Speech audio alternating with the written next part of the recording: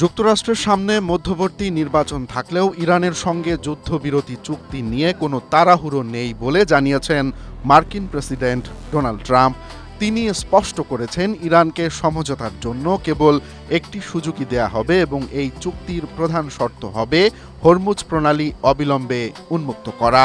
সম্প্রতি ইরান ও মার্কিন বাহিনীর মধ্যে চলা রক্তক্ষয়ী সংঘাতের মাঝে এক যুদ্ধবিরতি কার্যকর হয়। তবে ট্রাম্প সাফ জানিয়েছেন, ভোট বা রাজনৈতিক চাপের মুখে পড়ে তিনি কোনো দুর্বল চুক্তি করবেন না। সাংবাদিকদের প্রশ্নের জবাবে তিনি পূর্ববর্তী দীর্ঘস্থায়ী আফগান ও ইরাক যুদ্ধের প্রসঙ্গ টেনে বলেন,